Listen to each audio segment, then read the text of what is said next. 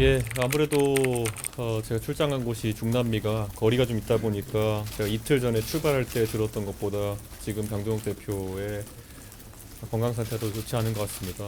그래서 참 안타깝고 무엇보다도 이 특검이라는 것을 전가의 보도처럼 활용해온 더불어민주당이 자신들에 대한 특검에 대해 가지고는 갖가지 잔머리로 일관하고 있는 것에 대해 가지고 강하게 다시 한번 규탄하지 않을 수 없습니다. 실제로 통일교 특검을 받을 것처럼 이야기했다가 지금은 5만 가지 조건이 다 붙어가지고 무슨 특검인지도 모르는 것을 제안하고 있습니다. 저는 이것에 대해 가지고는 국민들이 지켜보고 있을 것이다. 자신들의 잣대로 이 사안을 들여다보면 이미 한 10가지 특검 했어야 되는 사안이다. 이렇게 말씀드리겠습니다. 그리고 양당의 공조 방안에 대해 가지고는 우선 장동욱 대표님의 건강을 우선 제가 체크한 것 정도로 보시면 될 것 같고, 오늘 오전중부터 긴밀하게 협의해서 추가적인 투쟁 방안이라든지 아니면 압박 방안 같은 것들은 저희가 얘기할 수 있도록 그렇게 하겠습니다. 그리고 무엇보다도 지금 저도 간헐적으로 뉴스를 접하다 보니까 다 파악한 것은 아니지만 통일교 특검에 더해가지고 지금 신천지 얘기부터 시작해서 여러 가지가 나오고 있는데, 우선 개혁신당의 입장에서는 이런 부분을 명백히 밝혀가지고 다시는 정치권에 이런 어두운 그림자가 들어오지 않게 하는 것이 우리 국민들이 바라는 바일 것이다, 이렇게 생각합니다. 그래서 저는 구체적으로 확인된 사실들에 대해 가지고는 특검을 다 할 수 있다, 이렇게 저는 생각합니다. 그리고 근데 우리가 한번 세밀하게 살펴봐야 될 것은 여러 사람이 주장한다고 해서 그것이 구체적인 진실이 되는 건 아닙니다.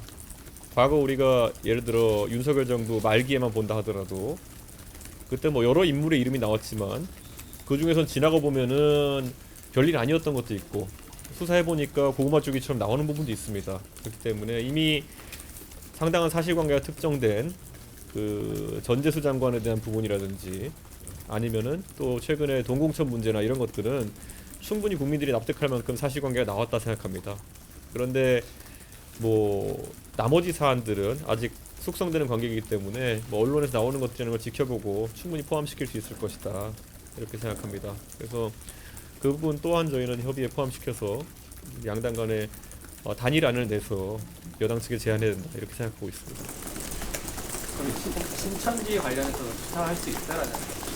수사할 수 있는데 지금 나온 것은 당원을 가입했다, 다수의 당원이 특정 시기에 가입했다라는 증언이고, 실제 어떤 경우에도 이런 당원 가입 같은 경우에는 하다못해 구의원 선거만 하더라도 내가 가입시켰다 주장하는 것과 실제 가입된 인원은 차이가 나는 경우도 있고요. 저희가 당원 가입에 대해서 처음에 2023년 이후의 문제다라고 얘기했다, 오늘은 또 2021년 이런 얘기가 나오는데, 그 당시에 비슷한 얘기를 하신 분이 있어서 제가 당대표 자격으로 제가 조직국장한테 세밀하게 검토해서 보고하라고 했던 적이 있습니다. 그래서 그때 이런 것들도 누군가의 주장이 아니라 검증할 때는 방법론이 있습니다. 예를 들어 과거에 통진당이던가요? 예전에 어떤 정당에서는 한 주소에 예를 들어 30-40명의 당원들이 가입됐다고 주장하는 경우, 그러니까 주소 하나에 몇십 명이 몰려있는 경우, 이런 경우 특정해가지고 잡아냈던 것처럼 그 당시 국민의힘에서도 혹시라도 한 주소에 수십 명이 통째로 가입된 경우가 있느냐, 이런 것들을 조사를 시켰습니다. 근데 그 당시에는 저에게 보고한 바로는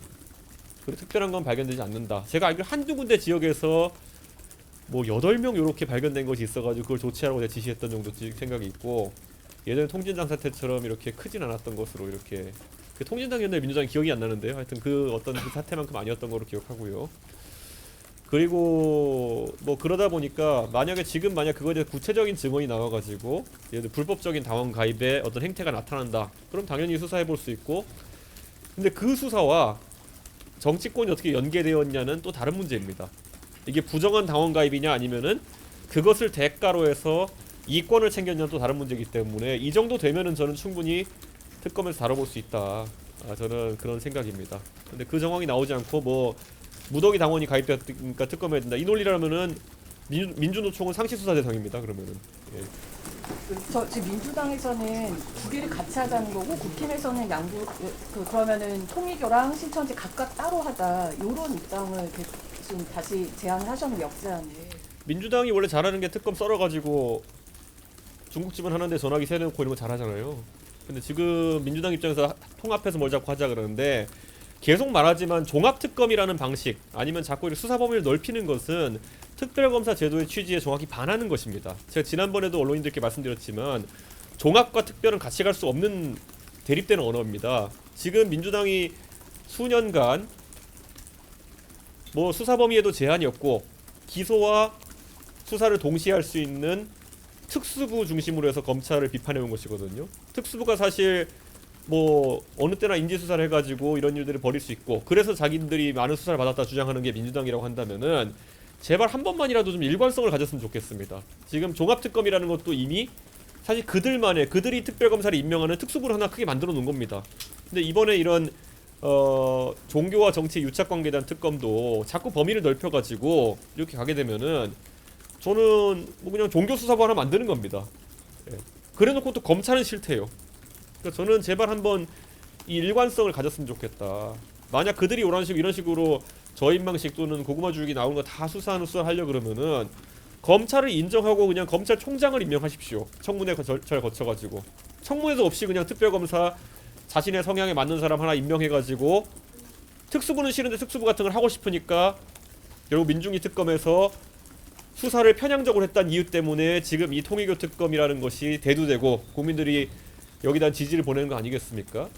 정말 이걸 아마 챗 GPT에 놓고 논리를 검증하라 그러면 민주당이 말도 안 되는 소리 하고 있다 여기 나올 겁니다. 저는 이런 최소한의 좀 형식 논리는 갖추고 좀 민주당이 주장했으면 좋겠습니다. 그 특검법에는 수사 대상은 적게 돼 있는데 지금 대표님 말씀하신 대로 하면은 신천지 수사도 제재되는 거 아닌가요? 신천지 수사를 하려면 아까 말했던 것처럼 이 집단적인 당원 가입 뭐 그거 자체로도 범죄지만 그거는 뭐 특검을 할 일인가 싶습니다.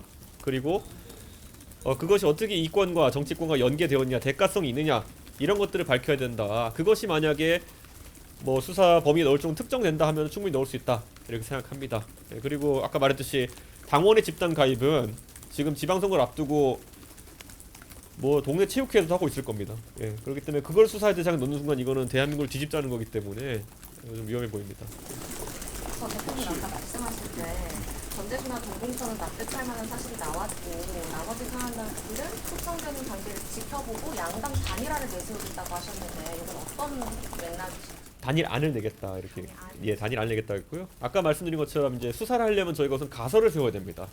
예, 누가 전재수 장관한테 가서 돈을 주고 그것을 대가로 무엇을 했다라는 이제 기승전결이 나와야 이거를 검증하는 수사를 할 수 있는 것인데 지금은 그게 지금 통일교 건에 있어 그 신천지 건에 있어가지고는 뭐 기 정도는 있을지 모르겠지만 승전결이 아직 나오진 않았다 보기 때문에 이걸 검증할 대상이 명확히 않다. 뭐 그런 상황이라 보시면 될 것 같고요. 이 부분을 포함할 수 있다는 것은 우선 개혁신당 대표로서 제가 말하는 것이기 때문에 저희가 이번에 공조를 하기로 한 이상 제가 국민의힘 입장까지 앞서서 얘기할 수는 없기 때문에 그걸 오늘 오전 중으로 상의해서 그 아마 언론인들께 좀 말씀드리고자 합니다. 예. 혹시 이제 오전 중 상의해보시고 이제 고민해보시겠다고 했지만 혹시 뭐 단식 생각도 있으신지 동조해서 아니면 또 다른 방안 생각하시는 거 있으신지? 저는 뭐 가장 효율적인 방법이 무엇인지를 저희가 그 오전 중 검토해가지고 말씀드릴 것 같고요. 뭐 장동혁 대표의 단식은 제가 본 단식 중에 가장 진정성 있고 그리고 또 소위 말하는 FM대로 한 단식인데 이것에도 꿈쩍하지 않고 지금 그 민주당이 보이는 자세로 봤을 때 어쩌면 단식보다 더 강한 것을 강구해야 될지도 모르겠다라는 생각을 하고요. 그것이 무엇인지는 최대한 머리를 짜내보도록 하겠습니다. 지금 민주당이랑 청와대에서는 단식 중인데 지금 방문하지는 않고 계시는데 이 부분에 대해서는 좀 어떻게 보세요? 뭐 이례적인 상황이죠. 과거에 이재명 대통령께서 단식을 하셨을 때 그 당시에 김기현 대표를 포함한 그 당시 여당 지도부 같은 경우에는 어떤 이유에서든지 단식을 중단해달라는 요청을 했던 걸로 알고 있습니다. 그렇기 때문에 뭐 우리가 사실 어떤 상황에서도 예의는 지켜야 하는 것이고 그리고 또 사람에 대한 존중을 가져가야 되는 것이다 이렇게 생각하기 때문에 뭐 청와대나 아니면은 여당 지도부에서도 이 부분에 대해서 뭐 늦지 않게 책임 있는 조치가 있기를 기대합니다. 대표님 하나만 장동혁 대표 만나셨는데 좀 어떤 말씀 나누셨는지도 좀. 우선 오늘 지금 이렇게 먼저 제가 만나 뵌 것은 건강 상태를 확인하고 그리고 또 그걸 바탕으로 해서 건강을 챙기시라는 그런 사람으로서의 이제 부탁을 드린 것이고 그다음에 우리가 각 당의 대표로서 이제 가져야 될 어떤 판단의 영역 이런 것들은 조금 더 이제 뭐 언론인들의 관심이 집중되는 환경에선 좀 그렇게 하고 조금 더 이렇게 안정된 환경에서 저희가 대화를 할 그런 예정입니다. 예. 고맙습니다. 예.